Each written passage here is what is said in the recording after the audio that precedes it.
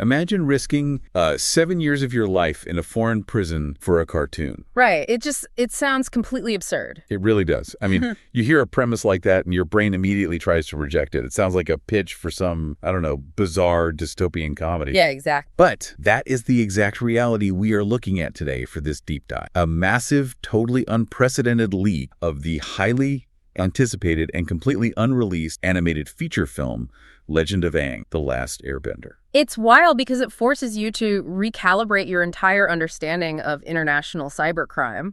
I mean, usually when we talk about a foreign national facing severe prison time for, remote server infiltration. Oh, you're thinking state secrets. Exactly. State secrets, banking infrastructure, or like high-level corporate espionage with proprietary tech. We don't typically associate that level of legal jeopardy with an animated interquel about teenagers controlling the element. Which is exactly why this situation is so uniquely captivating for us to unpack. So we're pulling from a stack of sources today, but primarily we're centering on a very detailed commentary transcript from the pop culture channel Clownfish TV. Right, and they've been obsessively tracking the timeline of this whole leak. They really have. But what makes their breakdown so vital for you listening isn't just the forensic timeline of the hack itself. They are mapping out this intense, almost frightening fandom reaction. Yeah, that's the really fascinating part. And they contextualize the whole disaster within the shifting economics of modern animation studios. So here's our mission for today. We're going to unpack not just how an entire feature film gets stolen and leaked, but why it matters. Right. We're exploring the intense entitlement of modern fandoms, the highly controversial corporate shift from theaters to streaming, and honestly, the heartbreaking toll this takes on the actual artist. Because the leak itself is just the inciting incident, really. The reaction to the leak from the studio, the creatives, and especially the fans, that's where the actual structural vulnerabilities of the entertainment industry are exposed. Absolutely. It's this messy collision between passionate fan cultures, massive corporate megastructures trying to course correct their streaming strategies, and, well, the creatives who were just caught in the crossfire. Exactly. Okay, let's unpack this. The initial narrative that exploded online when this movie started popping up in, terrible resolution on social media is fascinating in its own right, mostly because of how badly people wanted it to be true. Oh, yeah. The immediate theory, which was adopted almost unanimously by common fans for a solid 48 hours, was that this was an inside job. Right. The rumor was incredibly specific, too. It really was. People were saying it was a disgruntled Nickelodeon employee, someone physically in the building who either accidentally or purposely emailed the proprietary uncompressed render files out to the public. And the motive they assigned to this phantom employee was just sheer frustration. Yeah. They were supposedly furious over Paramount's decision to cancel the film's global theatrical release and permanently banish it to their streaming service, Paramount. I mean, it's the ultimate stick-it-to-the-man fantasy. It really is. The fandom, who were already feeling super slighted by these corporate distribution decisions, just immediately constructed this Robin Hood narrative. Right. They invented a rogue insider who loved the franchise so much they were willing to risk their entire career to retaliate against the C-suite executives. Because it provides an instant moral justification for consuming stolen material. That psychological framing is crucial to understand. Fans often view these corporate entities not as businesses, but as saved text. Oh, that's a great way to put it. So when the custodian misbehaves by denying the film a theatrical release, the fandom feels morally authorized toward a rebellion. But the reality of the situation, as reported by Deadline and the Straits Times, just shattered that romantic illusion completely. It did. The clinical reality is actually terrifying. We aren't talking about a frustrated storyboard artist hitting forward on an internal email. No, not at all. A 26-year-old man was detained in Singapore. He didn't violate an internal HR policy. He executed an unauthorized remote access intrusion, pure media server, and exfiltrated the entirety of the film. And the jurisdiction matters immensely here, doesn't it? Immensely. Singapore is known for having a remarkably stringent judicial system, particularly regarding digital infrastructure and intellectual property.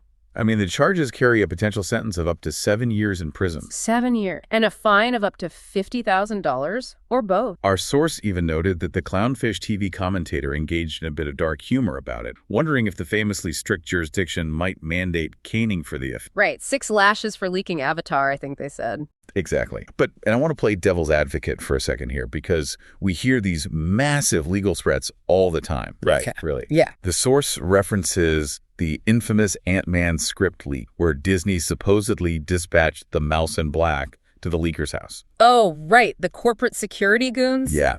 It sounds super dramatic, but at the end of the day, the studio still has the movie. They didn't lose the asset entirely, they just lost the element of surprise. So is a 7-year sentence for essentially spoiling a marketing rollout actually proportionate? Or is this a case of corporate overreach using strict international laws as a weapon? Well, if you look at the underlying financial architecture of a tentpole release, the severity actually begins to make mathematical sense. How so? Because a digital file sitting on a post-production server isn't just a movie. It is the linchpin of a multi-million, sometimes billion-dollar commercial ecosystem. Okay, I see where you're going. Think about it like this. If someone breaks into a bank vault and steals $10 million in physical cash, the bank is out exactly $10 million.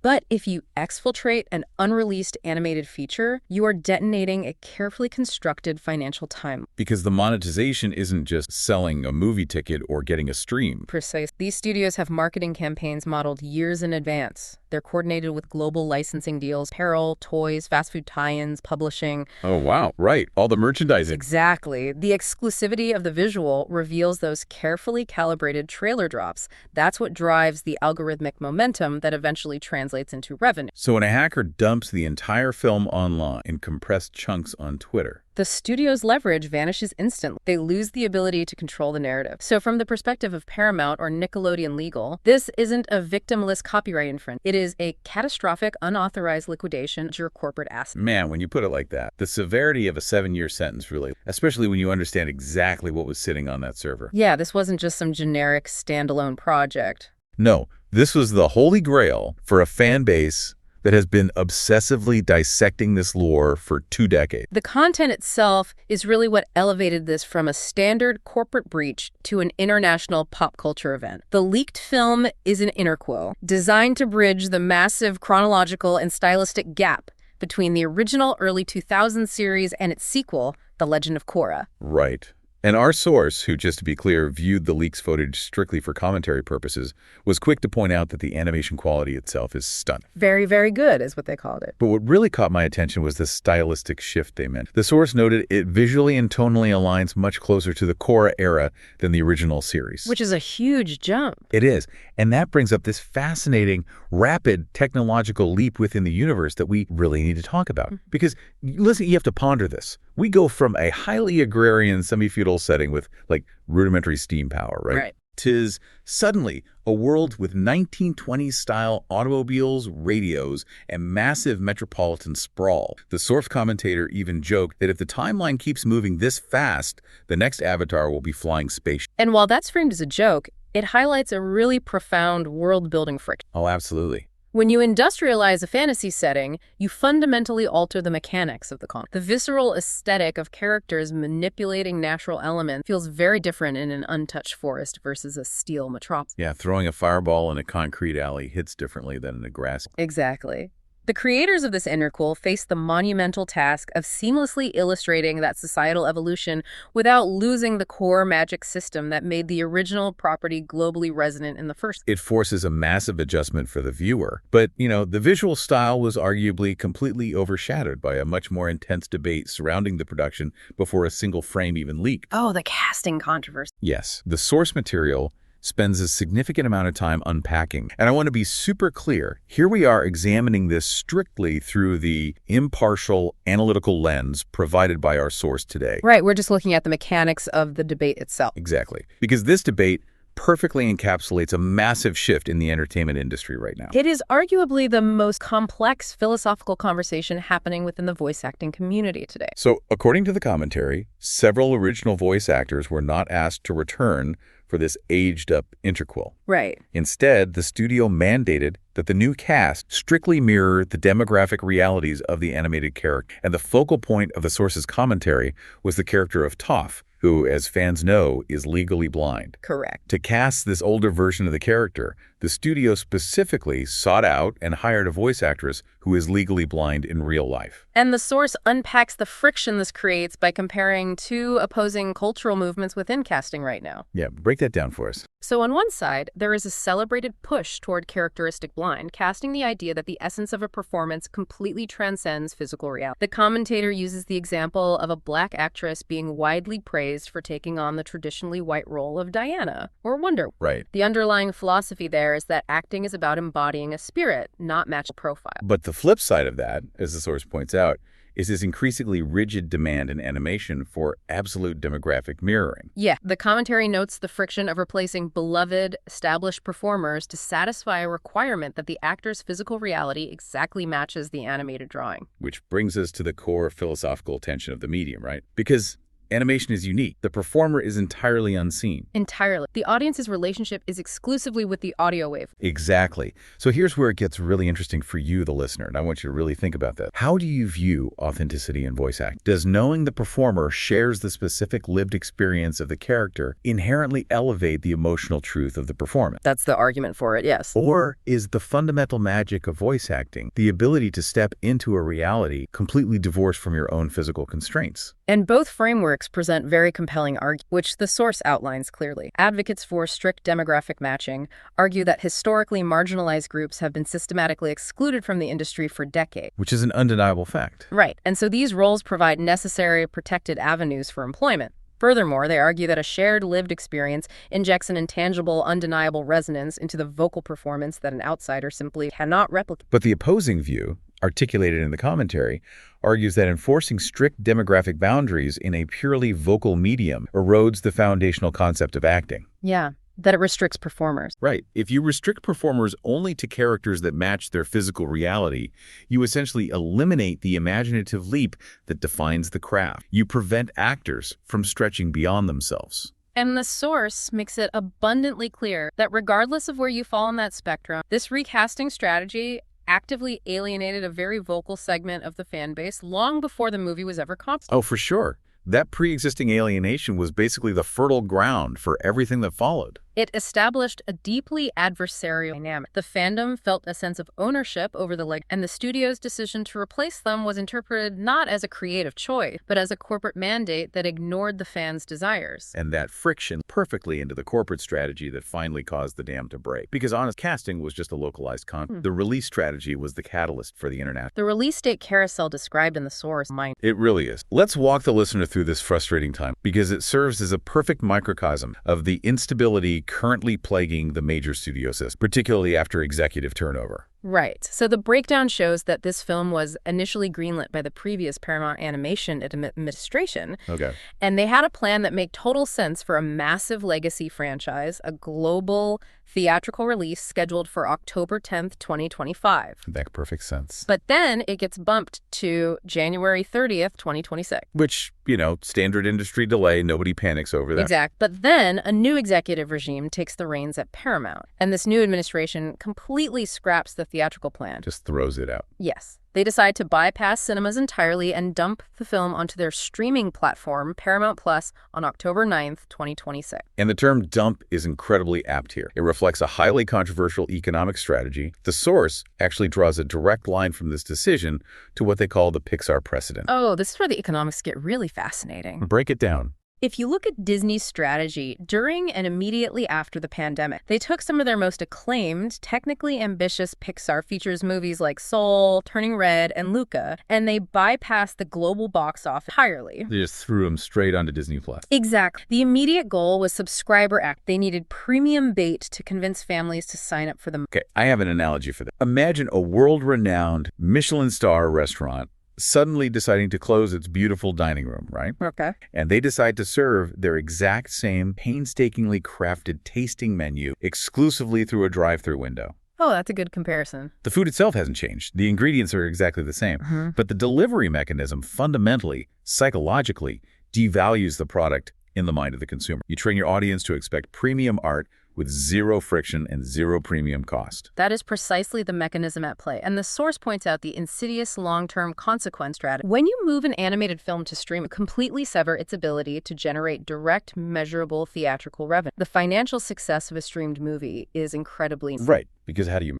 It's tied to subscriber churn rates, lifetime value metrics, engagement algorithms, none of which look as impressive on a quarterly earnings report as a billion-dollar global box. Which creates this devastating self-fulfilling prophecy. Yes. The executives look at the balance sheet a year later and say, While these original ambitious animated features aren't generating massive, the audience must not want storytelling. We need to pivot to safer and The SpongeBob threat mentioned in the source. Exactly. The retreat to the safest, most ubiquitous, heavily merchandised intellectual property. When the metric for success shifts from selling a ticket to simply keeping someone from canceling a $8 a month subscription, the incentive to take creative risks just plummets. And we have to remember the human cost embedded in these spreadsheet decisions. This isn't just about corporate profit. The source includes a quote from an animator named Julia Shaw, who spent years working on this exact Avatar film. And it is absolutely gut-wrenching. What did she say? She went on social media and said, "We worked on the Aang movie for years with the expectation we get to celebrate all of our hard work in theater." She called the leak a gut punch, describing the agony of watching their meticulous work being passed around on Twitter like candy. You really have to consider the microscopic labor involved in feature animation. I mean, a single animator might spend 3 weeks perfecting a 4-second. 3 weeks for 4 seconds. Yeah,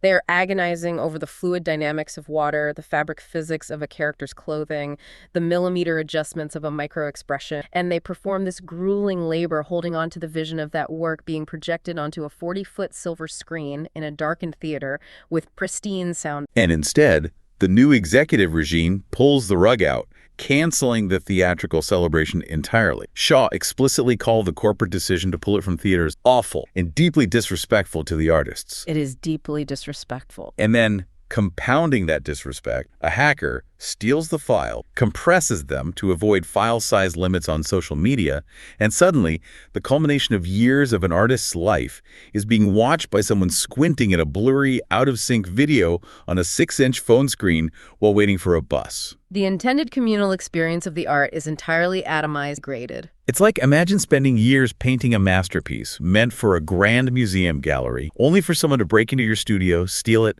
and tape it to a lamppost for people to glance at as they walk by. That's exactly what it feels like for the creators. Which makes the reaction to the fan base so bewildering. Because if you claim to love a franchise, you would assume you would respect the art it's making. You would think so, yes. But the source documents a reaction on social media that is a masterclass in cognitive dissonance. Let's look at the fandom echo chamber for a minute and how these cartoon stans reacted to the news that a 26-year-old was facing half a decade in a foreign prison. The reaction across platforms like X and Blue Sky perfectly illustrates the concept of parasocial. The host of the source video goes online expecting to find industry solidarity, right? Like, oh no, this is terrible for the artist. And instead, they find a tidal wave of fans effectively canonizing the hacker. It's unbelievable. You have users tweeting, "He did nothing wrong." They're treating him like a political prisoner, shouting, "Free the last Airbender" and "Screw Paramount." One user legitimately suggested organizing a crowdfunding campaign to pay the hacker's potential $50,000 fine. This requires us to really examine the psychology of the modern. Why do fans view themselves as uncompensated shareholders in these franchises? Right.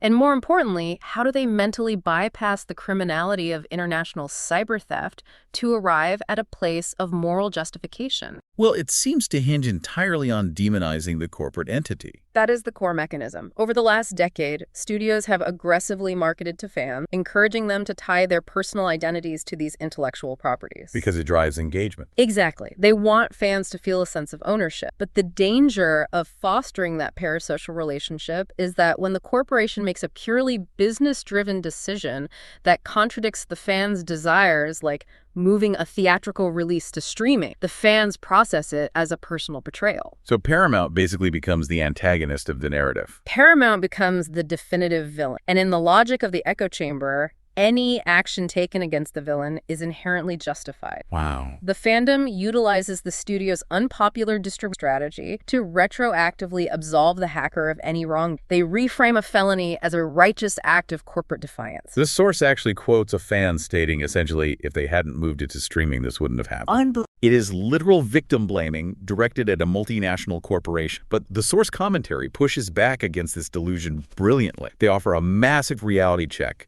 using this incredibly nostalgic analogy that I think perfectly grounds the conversation. They bring up the old FBI warning screens. Oh, yes. The unskippable, stark white text on a bright red or blue background that preceded every VHS and DVD in the 90s and early 2000s. Yes. The commentator says, remember those warnings. You steal this movie, we're sending the Wizard of Oz to your house. It's so funny. Right. The implication being, the authorities will drop a house on you. It's a humorous way to remind an audience that has become entirely desensitized to digital piracy that stealing proprietary media is a massive life-altering crime. And it is a desperately needed reality check because the legal system operates entirely outside the emotional parameters of an internet fandom. The law doesn't care if you're mad about Paramount Plus. The law is completely indifferent to your nostalgia. The law does not care if you believe the previous Paramount CEO possessed a purer artistic vision than the current CEO. Exfiltrating an unreleased, copyrighted asset from a secure remote server and distributing it globally is an undeniable felony. And the hypocrisy of the fandom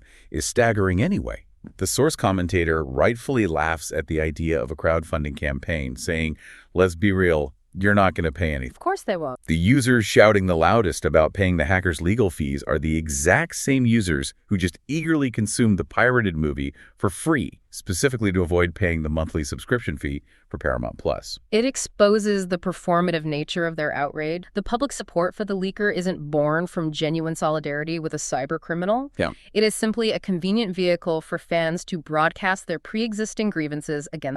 But there is a detail in the source that genuinely worries me about the future of this dynamic. Before the entire movie leaked, the source mentions a user who had managed to acquire a few clips. And this user publicly issued an ultimatum. They explicitly threatened to leak the full movie if Paramount did not officially release a trailer. Digital extortion. Literally. Yeah. Digital extortion over an animated cartoon trailer. So looking at how porous these digital supply chains are, what happens if a studio decides the path of least resistance is to appease the mob? Do these mega corporations actually need to start negotiating with the internet? If a major studio ever capitulates to that kind of demand, they are signing their own death warrant. You cannot negotiate digital extortion. Because it incentivizes the behavior. It institutionalizes the behavior. If Paramount were to release a trailer simply because an anonymous user threatened to leak, they would be telegraphing to the entire globe that their carefully constructed, multi-million-dollar marketing schedule is successfully hijacked by anyone with a decent VPN and unauthorized access. Wow, yeah. It would instantly legitimize cyber theft as a standard fan negotiation. It's literally letting the inmates run the asylum.